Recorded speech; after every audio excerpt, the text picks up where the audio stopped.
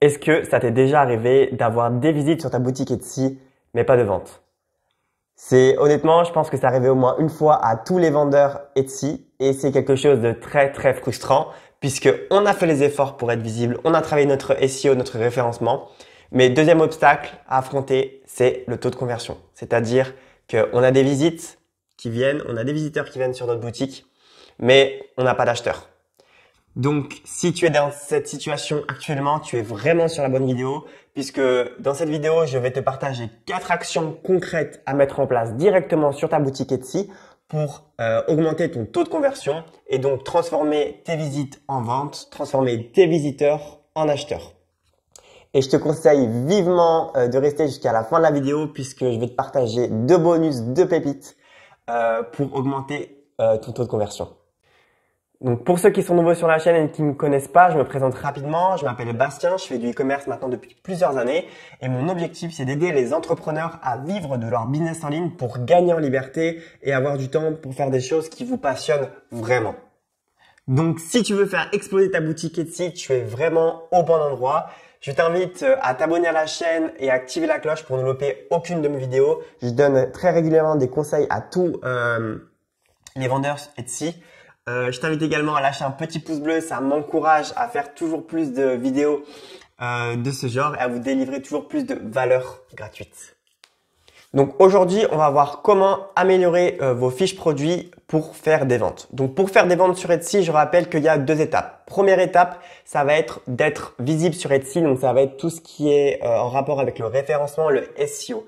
Donc, il va falloir travailler votre SEO et votre référencement. Ça, j'ai déjà fait une vidéo pour traiter ce sujet-là. Donc, la vidéo s'affiche juste là. Donc, où j'explique comment fonctionne l'algorithme sur Etsy et comment s'en servir du coup pour être plus visible. La deuxième étape, ça va être de transformer ces visiteurs qui viennent sur votre boutique en acheteurs. Donc, ça va être d'augmenter votre taux de conversion. Faut savoir qu'en fait, ces 2 étapes, c'est un cercle, c'est un cycle qui peut être vertueux ou alors vicieux. Je m'explique. Plus vous allez faire de ventes, plus vous allez être mieux positionné dans les moteurs de recherche Etsy. Et mieux vous allez être positionné, donc plus vous allez être visible et plus vous allez faire de ventes. Alors pourquoi je dis ça? Parce que j'en ai parlé dans la vidéo où je traite du SEO sur Etsy. En fait, Etsy vous attribue un score de qualité à toutes vos fiches produits. Et donc, ça veut dire qu'Etsy va vous attribuer une note en fonction du taux de conversion de votre fiche produit. Donc, plus votre fiche produit a un taux de conversion élevé, plus vous allez être mis en avant sur le moteur de recherche Etsy. Et donc, plus vous allez avoir un taux de conversion bas, moins vous allez être présent sur les moteurs de recherche Etsy. Vous serez plus loin dans les résultats de recherche. Donc, c'est pour ça que je dis que c'est un cercle vicieux. Plus de ventes est égal à plus de visibilité. Plus de visibilité est égal à plus de ventes. Vous voyez le cercle? Donc c'est pour ça que c'est très important de travailler son taux de conversion sur Etsy. Aujourd'hui, je veux vraiment que vous vous mettiez dans la peau de vos acheteurs avec son parcours d'achat, donc du premier clic qu'il fait sur votre fiche produit jusqu'à son achat. Donc la première chose à mettre en place pour augmenter votre taux de conversion et transformer vos visiteurs en acheteurs, ça va être bien sûr votre photo principale et le titre de votre fiche produit. Alors, les deux, en fait, fonctionnent ensemble. La première photo doit vraiment attirer l'œil avec une belle lumière, etc. Elle doit vraiment donner envie, d'acheter votre produit. Le titre doit être clair et doit décrire simplement et parfaitement le produit que vous vendez. Je vous conseille vivement d'utiliser les 10 photos disponibles. Donc, vous pouvez mettre 10 photos sur votre fiche produit et aussi également de mettre une vidéo si vous pouvez. Parce qu'en fait, les acheteurs ne peuvent pas toucher, sentir le produit. La seule chose sur lesquelles ils peuvent juger votre produit, c'est vos photos et vos vidéos. Donc, essayez de faire des photos avec un max d'angles différents, avec des mises en situation un peu lifestyle. Si vous vendez des tasses, par exemple, essayez de mettre votre tasse en situation, genre avec du thé dedans, sur une table, voilà, assez bien décorée, etc. Vraiment que l'acheteur se projette grâce à vos photos. Donc, il se voit déjà en fait avoir votre produit chez lui et se voit déjà en fait comment l'utiliser. Voilà, vraiment engagez votre acheteur et il faut vraiment qu'il se projette dans l'achat de votre produit. Donc, voilà pour ce point. Ensuite, le deuxième élément, ça va être la description de vos fiches produits. La description de vos fiches produits doivent être claires, concises, informatives et engageantes. Donc pour cela, moi, comment je fais? C'est que d'abord, au début de mes fiches produits, je mets une accroche qui vraiment interpelle le futur acheteur, interpelle votre visiteur, pour qu'en fait, ça le pousse à lire la suite.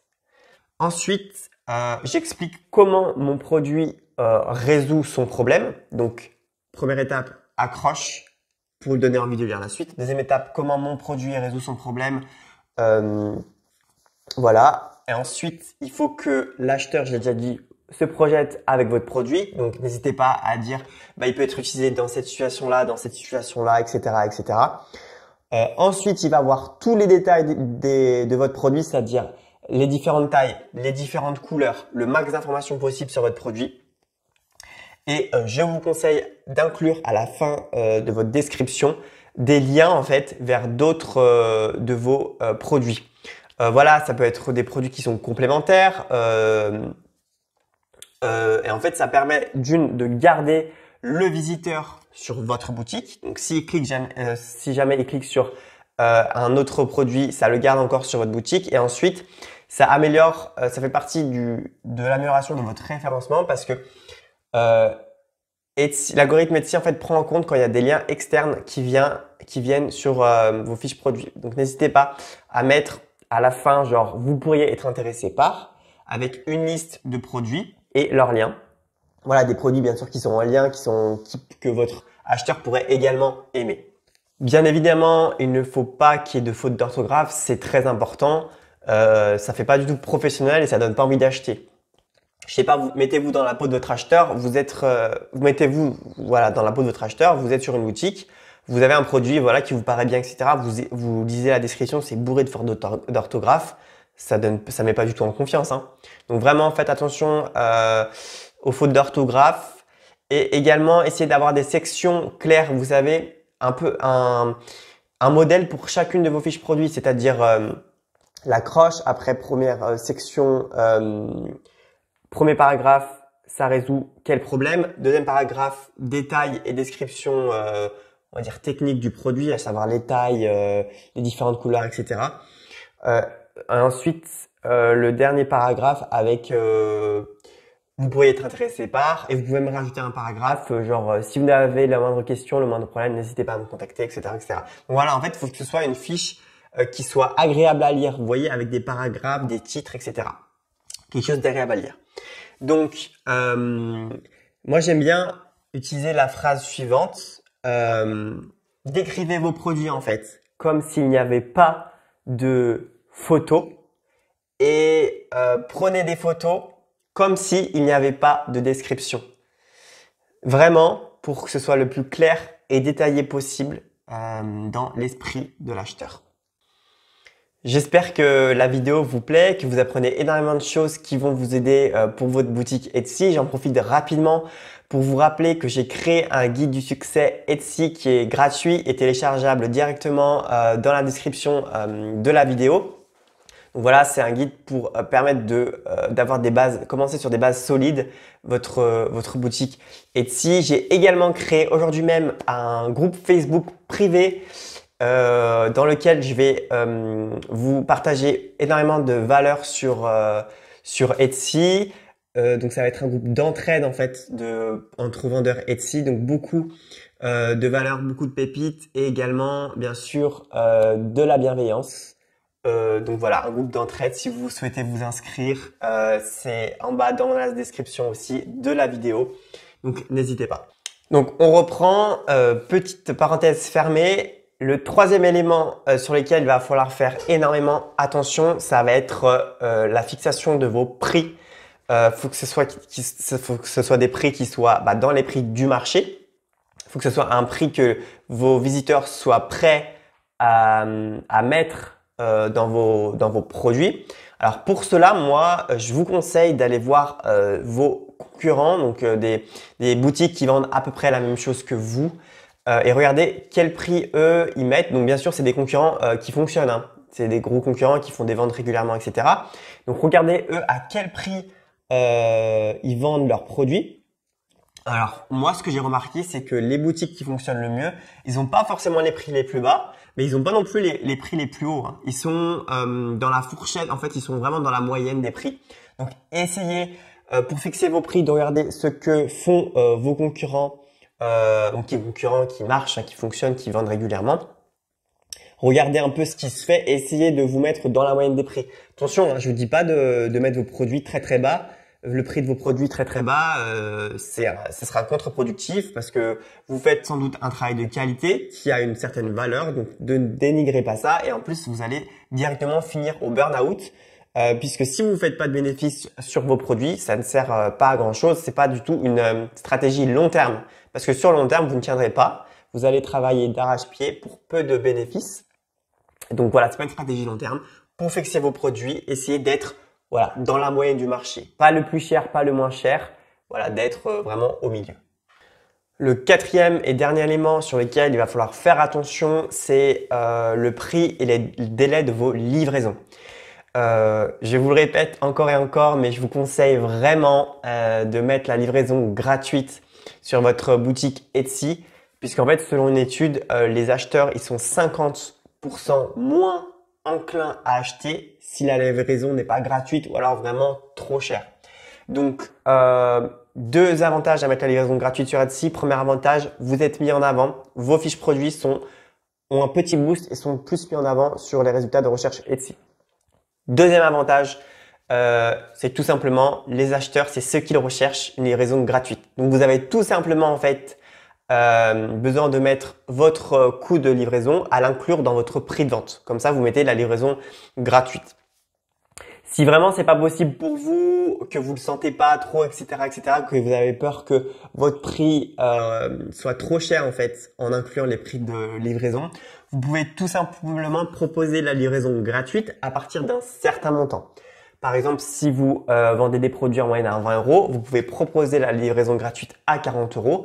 En fait, ça permet également d'augmenter votre panier moyen. Peut-être que l'acheteur, au lieu d'acheter un produit, pour avoir la livraison gratuite, il va en acheter deux. Vous voyez? Ça peut être aussi une solution. Il faut également que les délais de livraison soient raisonnables. Aujourd'hui, les acheteurs, ils veulent leurs produits assez rapidement. Bon, à part si vous faites du sur-mesure, bien évidemment, hein, ça peut se comprendre. Vos acheteurs peuvent le comprendre. Mais sinon, voilà, il faut pas que vous mettiez 2 semaines à livrer votre produit, quoi. Aujourd'hui, voilà, la moyenne c'est 4-5 jours, 1 semaine maximum, mais il faut pas que ce soit trop long. Après, si c'est des ventes qui sont à l'international, etc., ça c'est encore d'autres cas. Mais voilà, n'essayez pas de mettre des livraisons de 1 ou 2 mois. Vos acheteurs seront un peu frileux à acheter vos produits. On va arriver maintenant à la dernière partie de la vidéo où je vais vous délivrer les 2 bonus pour faire exploser votre taux de conversion. Avant ça, si vous aimez mon contenu, alors n'hésitez pas à vous abonner à la chaîne et à lâcher un petit pouce bleu, je le répète, mais ça m'aide énormément à grandir. Parenthèse fermée. Alors, premier bonus, faut savoir que la clé pour la conversion, c'est l'engagement. Il faut engager au maximum vos visiteurs pour les faire convertir, pour qu'ils achètent vos produits. Pour cela, il faut les garder le plus longtemps possible sur votre boutique. Plus ils restent longtemps sur vos fiches produits, sur vos boutiques, plus ils sont susceptibles d'acheter, puisque plus ils passent de temps sur votre boutique. Pour cela, il faut mettre un maximum de photos. Comme je vous l'ai dit, essayez de mettre les 10 photos, une vidéo comme ça, ils scrollent, ils passent du temps, ils vraiment s'imprègnent de votre produit. Donc voilà, premier petit tips. Deuxième petit tips, des vidéos. Les vidéos, c'est très engageant. Surtout aujourd'hui en 2022, les acheteurs sont très très friands de vidéos. Donc n'hésitez pas à mettre des vidéos de vos produits en scène, voilà, où on le voit sous tous les angles, etc., etc. Ensuite, n'hésitez pas à vraiment mettre à jour votre section à propos pour dire qui vous êtes, pourquoi vous vendez ce genre de produit, etc. D'une, les acheteurs vont peut-être s'attacher à vous, donc aux vendeurs. De deux, ça permet encore une fois également de que vos acheteurs restent encore plus longtemps sur votre boutique s'ils lisent cette section-là. Ensuite, n'hésitez pas à mettre